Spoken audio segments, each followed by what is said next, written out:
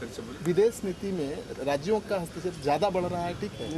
विदेश नीति तो देश की ही न विदेश नीति है, तो हर राज्य तो देश का अंग है, वो अलग बात है, उस पर हम कोई अलग से विचार नहीं। लेकिन हाँ, इतना जरूर है, तमिल भावना की इज्जत होनी चाहिए। और श्रीलंका हमारा पड़ोसी मुल्क है और उसके साथ भी संबंध बना रहे, हम लोग तो यही चाहेंगे। लेकिन तमिल लोगों की जो भावना है उसके साथ पूरा देश है, सब लोग उसके साथ हैं। क्या रास्ता निकालेंगे, ये तो दिल्ली में जो लोग हैं, केंद्र सरकार में जो लोग हैं, वो बैठ करके रास्ता निकालेंगे। ऐसा तो नहीं है कि आपसे मिलने के बाद केंद्र सरकार की चिंता खत्म हो गई है? इसके मामले में हम एक नहीं अनेक बार अपनी राय रखते हैं। ये लोग जुगाड़ में निपुण हैं और ये चुनाव वगैरह सब समय पर ही होगा। मेरी अपनी समझ, पहले हो जाएगा तो हम लोगों को क्या एतराज है? सर कहीं ऐसा तो नहीं है कि आपसे मिलने के बाद केंद्र सरकार की चिंता कम हो गई है? नहीं, आप ऐसी गलतफहमी के शिकार न हो। मैं करबद्ध प्रार्थना करूँ, ये हक की लड़ाई है और हक की लड़ाई को हम तर्क के साथ पेश करते हैं और उसके पीछे जो जनबल है उसको भी प्रदर्शित करते हैं। दोनों हमने दिखा दिया। ये सिर्फ बिहार के हक की लड़ाई है और जब बिहार को हक मिलेगा तो देश के अन्य पिछड़े राज्यों को भी इसका फायदा हो। इसके अलावे कुछ नहीं। अगर ये नहीं मिलता है तो 2014 में जो होगा वो राजनीतिक तौर पर उस समय ये बात सामने आएगी। क्या बिहार में भी आप रैली की, अगर मिल जाता है बिहार को सफलता हो गई, आप दिया जलाइएगा। मिल जाएगा तो बिहार के लोगों को कहेंगे कि आप दिवाली मनाइए। लेकिन आज लड़ाई के बीच में हम हैं, अभी लड़ाई तो निर्णायक दौर में पहुंचने वाली है। अब दिल्ली में रैली करने के बाद हमने लड़ाई को निर्णायक दौर में पहुंचा दिया।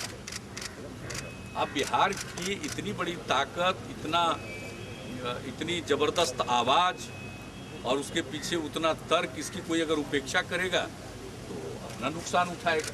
रैली तो सर आप पहले भी करते रहे, लेकिन दिल्ली में ज्यादा ही कुछ दिखा, लोग मूड में दिखे। आपको लगा बिहारीपन का भाव बाहर ज्यादा दिखता है? किस तरह से बिहारीपन जाग चुका है और हर उम्र के लोग, धर्म, मजहब, जाति, पुरुष, स्त्री, सब तरह के लोग, हर धर्म के मजहब को मानने वाले लोग वहाँ थे बड़ी संख्या में।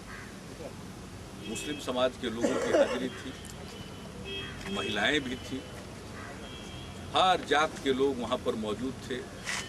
हक की लड़ाई के लिए थे, बिहार के सम्मान के लिए थे। हम कोई भीख नहीं मांग रहे, हम अपना हक मांग रहे हैं। ये सर और दिल्ली में बिहार के लोग जिस तरह का जीवन जी रहे हैं, बिहार के किसी गांव से भी बदतर स्थिति में दिल्ली में जीवन जी रहे हैं। दिल्ली के विकास की बात तो करते हैं, कैसा विकास है भाई? जब हमारे साथी सब जगह दिल्ली में जनसंपर्क में गए थे तो लोगों ने जो बताया है, बाहर से तो दिल्ली बड़ा टिप टॉप दिखता है, लेकिन अंदर में क्या हालत है? या खास करके बिहारी जैसे लोग, पिछड़े इलाके के लोग आकर के वहाँ बसते हैं, उनके साथ ये सब बर्ताव। वहाँ न सड़क है, न और कोई इंतजाम है। तो दिल्ली में जो बिहार के लोग रहते हैं, उन्होंने अपना जोश दिखाया है, अपनी ताकत दिखाई है, अपनी एकजुटता दिखाई है। जिस दिन आपकी रैली हुई उस दिन बीजेपी की कार्यकारिणी की बैठक चल रही थी, उसमें कई नेताओं, सुशील कुमार मोदी ने कहा कि जो भी कांग्रेस के साथ जाएगा वो उसका सर्वनाश हो जाएगा। और शत्रुघ्न सिन्हा ने कहा कि अगर जेडीयू 40 सीट पर लड़ती है तो बीजेपी भी तैयार है। सब बात का कोई प्रतिक्रिया नहीं व्यक्त करते हैं। हर पार्टी की मीटिंग होती है और जब पार्टियों की अपनी अंदरूनी मीटिंग होती है तो उसमें पार्टी के हिसाब से बातचीत होती है, उसमें हमारा कोई दखल नहीं है और उस पर मेरी कोई प्रतिक्रिया नहीं है। ये सिर्फ बिहार के हक की लड़ाई है और मैं समझता हूँ कि बिहार के सारे लोगों की भावना जुड़ी हुई है और इस भावना से अलग मैं नहीं समझता हूँ कि कोई है। तो इसलिए, और वो अंदर क्या बात होती है इसके बारे में सर